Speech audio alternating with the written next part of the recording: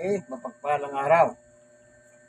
Isa pong magandang talakayan ito. Mananatili. Pwede ba siyang manatili sa Senado si Bato? Papayag ba kayo hanggang 2028? Kasi naka-lockdown daw Senado. Hindi siya pwede lumabas.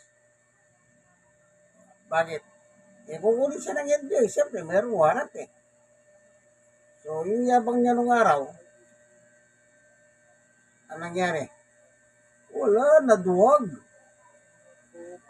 Naduwag. Naduwag bigla. Nung wala pa yung warrant, wala pa nakikitang warrant nung araw. Ang yabang. Go ahead. Make my day. Step Lillares. Dumating. Takbuhan na lang. Okay, pakinggan natin yung eksperto sa mga batas. Sige, makinig tayo. Ano po, naitatanong natin sa ating bisita ngayon, nasa Zoom na si Attorney Domingo Igon Cayosa, isang eksperto sa constitutional law at dating presidente po ng Integrated Bar of the Philippines. Attorney Igon, magandang umaga po sa inyo. Good morning, Alvin. Magandang umaga sa ating mga kababayan. Sa inyong palagay, Attorney, gaano katagal pwedeng protektahan ng Senado ang kanilang kabarong si Senator Bato laban sa warrant of arrest na inisyu sa kanya ng ICC? Well, temporary lang yan para siguro maiwasan ng gulo, pero sa totoo lang sa batas, wala silang poder at karapatan na i-shield si Senator Bato from arrest sapagkat yung warrant of arrest, ang sinasaklaw ko nito, crimes against humanity. At ang penalty sa crimes against humanity, more than 6 years. Kaya hindi ho mag-a-apply yung temporary immunity from arrest while Congress is in session. Bakit po ang dating sa akin, ewan ko kung ang dating sa inyo ay ganun din, parang ang dating sa akin ng sinasabi ng Senado, yung bagong liderato ay, hindi pwede na ang warrant ay galing sa isang international court. Kung domestic court yan, kung local court yan, wala tayong problema. Kasi nangyari na yan kina dating Senador Trillanes at De Lima, na sumuko naman after a few hours or after a few days. May diferensya po ba ang warrant na inisyu ng isang international court sa warrant naman na inisyu ng isang local court? Well, wala ko naman in this particular case sapagkat meron tayong sariling local law, yung law against crime against humanity, na kung saan kinikilala ng ating batas yung kapangyarihan ng International Tribunal na mag-issue ng warrant of arrest, at kung merong ng warrant of arrest for crimes against humanity, merong obligasyon o kaya option ng ating gobyerno na isurrender yung subject ng warrant of arrest na yan. Yun nga ho yung nangyayari dito. So, hindi lamang ho ito international treaty, kundi nasa local law natin ito. Yung resolution ng Kongreso, ng Senado, yung opinion ng liderato nito o sino man sa kanila, hindi ko naman pwedeng palitan yung provision ng batas. Oo, so ibig sabihin, hindi dapat issue yun, Attorney Igon. Kasi yung iba yun ang ini-issue na sabi nila kung domestic court lang yan, wala tayong problema kasi batas na, korte natin pero hindi naman natin korte yan, korte ng ibang bansa yan. Bakit natin pagbibigyan? Kasi nasa batas natin yan, yung Section 17 ng RA 9851, batas ho ng Pilipinas yan, malinaw. At ang gumawa dyan, Kongreso din. Siguro nga yung ibang senador ngayon, nasa Kongreso na nung ginawa ang batas na ito, 2009 ata ito So, yung mga veterano mababatas, sila mismo gumawa nito. At kinikilala nga yung jurisdiction ay yung kapangyarihan ng International Court Tribunal, ang tawag dun sa batas na yan, na mag-issue ng warrant of arrest. At kung sakasakaling meron ng warrant of arrest in a pending case before the International Tribunal, ang linaw naman na option ng gobyerno na isurrender yung subject ng warrant of arrest. So hindi na kailangan kumuha ng imprimatur o ng approval ng isang local judge. Hindi kailangan yun. The current warrant of the ICC stands. Opo, wala ako dun sa taas. Kung basahin natin yung kabuuan nito at yung Section 17, wala akong sinasabi dun na kinakailangan punta ka ulit sa local court. Opo, opo. Kasi yun ang pinapalitaw ng iba na kailangan merong local judge na mag-authenticate o magsasabi na hindi pwede yan, i-implement natin. Hindi po ganun. Opo, iba ho kasi yung extradition. Itong sitwasyon ni Senator Bato, hindi ho ito extradition. It is under the provisions of an international treaty at kahit kumalas ng Republika ng Pilipinas yan noong panahon ng dating Pangulong Duterte, ay meron tayong, in the treaty itself, meron tayong residual obligation to cooperate with the ICC for cases na nasimulan na bago tayo kumalas. Yun nga po yung sitwasyon ngayon. Pangalawa, yung local law natin ay sinasabing pwedeng isurrender. Opo. So, yung ibahin ho natin ito para hindi malito ang taong bayan, iba ho ito sa extradition. Opo, opo. So, ngayon, isinailalim po siya sa tinatawag nila protective custody. Ano ba ibig sabihin nun? Ibig sabihin, protektado siya ng Senado at hanggang kailan iiral yung protective custody niyon, Attorney Igon? Well, yan ho yung resolution nila, di ba? But that's only a sense of the Senate, yung sentimiento nila. Pero yung protective custody, it cannot become a shield from accountability. So siguro yan, ibigyan lang temporarily para lang maiwasan ang gulo. But eventually, kung talagang seryoso ang ating gobyerno, executive branch, obligasyon nila at tungkulin nilang ipatupad yung warrant of arrest. At dahil nga ito, hindi beyond dun sa threshold na 6 years or below na penalty, pwede nilang execute ito sa ayaw at gusto ng mga senador. Opo. As a matter of fact, kung ipagpatuloy ng mga senador to frustrate, impede, or hinder yung service of the warrant of arrest, maaari ho silang makasuhan under PD 1829, yung obstruction of justice. At ang penalty nito, maliban ho dun sa pagkakulong, yung perpetual disqualification from public office. I don't think the senators would also want to do that. So ito, very temporary lang kasi that's the whole essence of rule of law. Hindi naman pwedeng dalawang klase ang batas. Ordinaryong tao, pwede kang aresto yun, pag senador, hindi na. Dapat sa ilalim lahat ng batas at hindi ho naman pwedeng amyendahan ng anumang opinyon, resolusyon o diskurso ng sinumang senador o ng Senado as a whole yung nakasaad na malinaw na provision ng mga batas at ng ating konstitusyon. And when you say the executive, Attorney Igon, ang dapat na magre-represent ng executive doon sa usaping ito ay sino? DOJ o DILG? Well, it can be any law enforcement agency. Nandyan ang NBI, nandyan yung PNP. As a matter of fact, siguro cooler heads prevail lang. Pinagbigyan lang ito, temporary lang ito. So, sana hindi ma-confuse ang ating taong bayan. Kasi ang sama kong tignan, yung bang may warrant of arrest pero hindi papatubad dahil senador yung tao. Kailangan may malinaw na batayan sa batas. At yung resolution ng Senado, hindi ho yun batas. At mas importante ho dito, yung accountability. Ginagalang natin ang tradisyon ng Senado, but even tradition, yung sinasabi ng tradition, hindi naman consistent yan eh. Mm-mm. There have been cases na may warrant of arrest, talagang na-arresto yung senador. So hindi rin ho tama yung selective citation nila ng mga long-standing tradition na yan. Pangalawa, tradition, like a resolution, does not make law. Tama. Pati yung contempt, nagulat din ako kahapon, may salitang contempt na inilabas laban dun sa mga NBI agents. Sabi ko, parang wala namang hearing. Di ba usually, naririnig natin yung contempt pag may hearing, hindi ho ba? Yung Senado ba may poder na gano'n na ipakontempt yung mga NBI agents? Well, yung contempt ho naman, meron silang poder. Kagaya ng Kamara at marami pang ibang bodies or agencies of government, mga korte. Pero hindi ho naman yan automatic na pag gusto mo yun na yun. Dapat may due process din at may factual and legal basis. Ngayon, yung mga NBI agents na nagpatupad ng warrant of arrest, ginagawa lang ho nilang kanilang trabaho under law. So hindi ho naman sila pwedeng parusahan dahil ginagawa nilang trabaho at dahil senador yung subject ng warrant of arrest. That's a no-no in the rule of law. Diba? No one is above the law.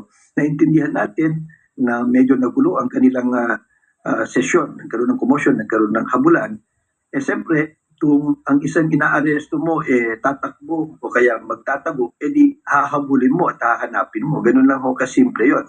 So, incidental lang ho yung konting kaguluhan, konting drama, pero hindi ho naman yan ang pakay ng mga NBI agents. Kaya kung matitignan ho natin, nasabi nila yan, pero realize na rin ho naman yung mga NBI agents. Maganda pag-isipan nila mabuti, tignan ang facts, meron naman pala warrant of arrest.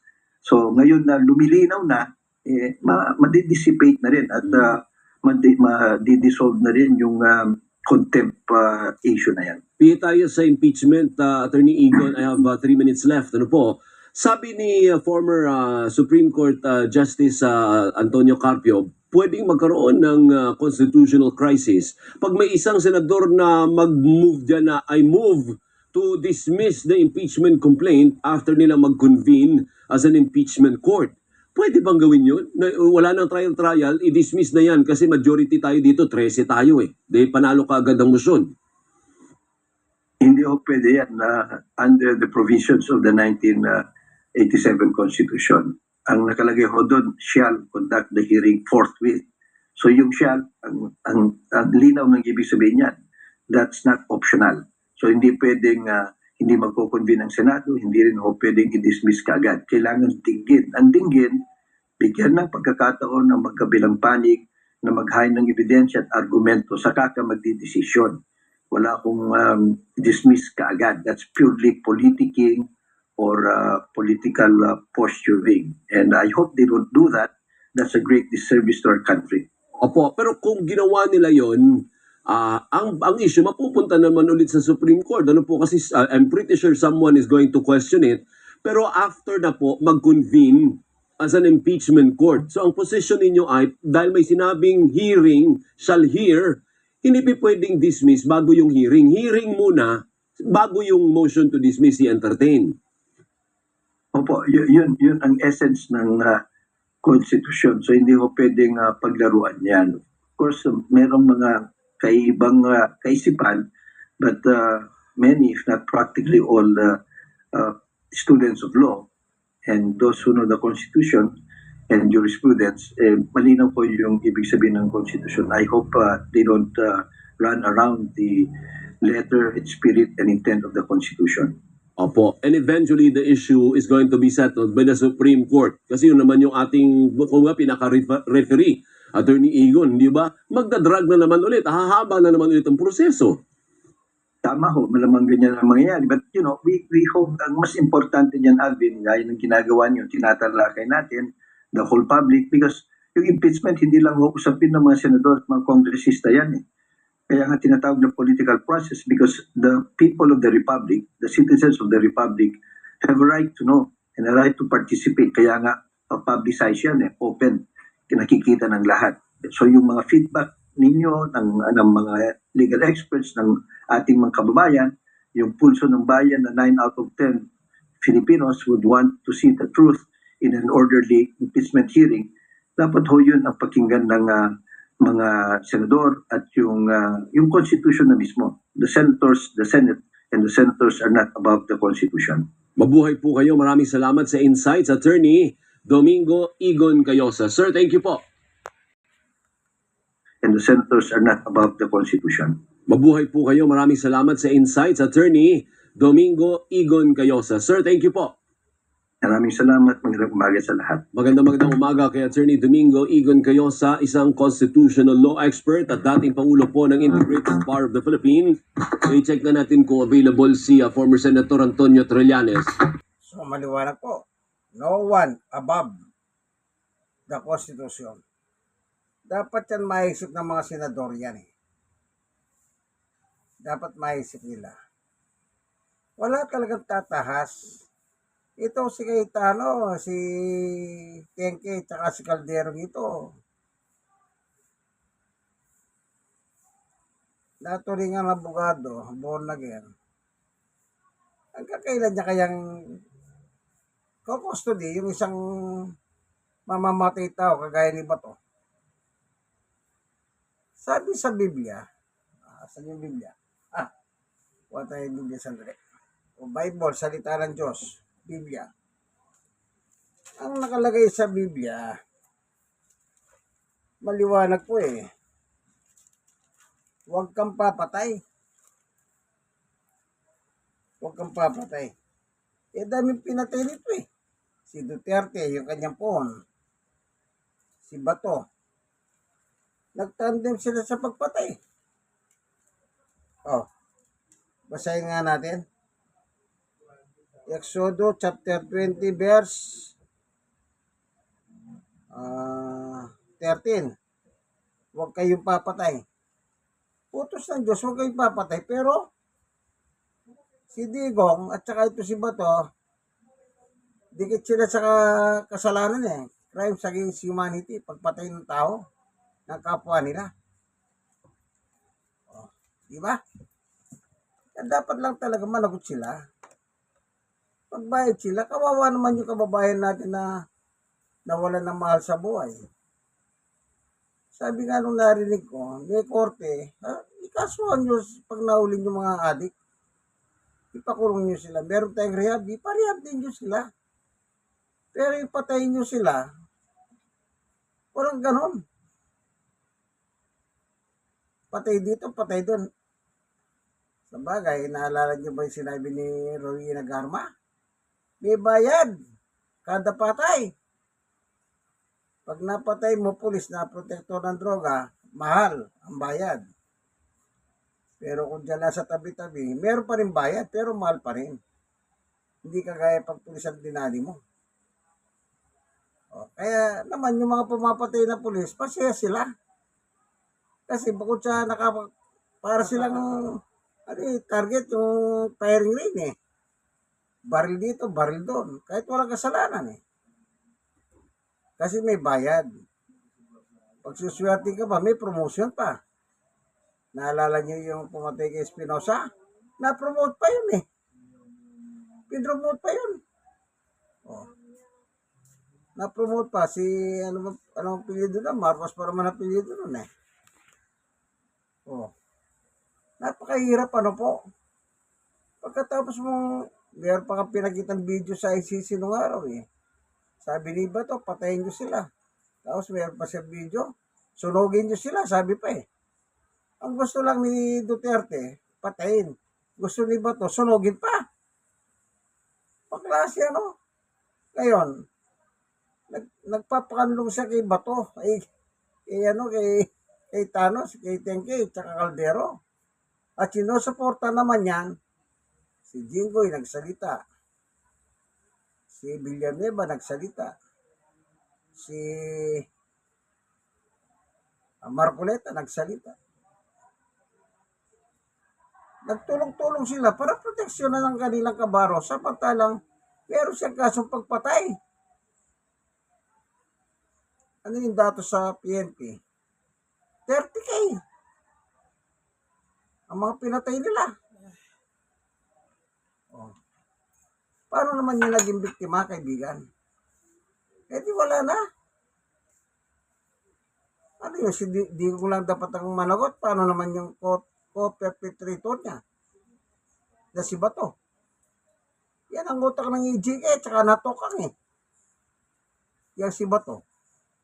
Tsaka hindi lang yun, si Bato, DDS yan, sabi ni Duterte. Yan, DDS yan, si Bato sabi niyo. Anong ibig sabihin ng DDS? Death is bad. Mapatay talaga. Kaya kailangan makuha siya. Dapat gamitin ni Pangulong Marcos ang kanyang kapangyarihan. Huwag sabihin ni di. Kaya nga sabi po nung yung law expert no one above the Constitution.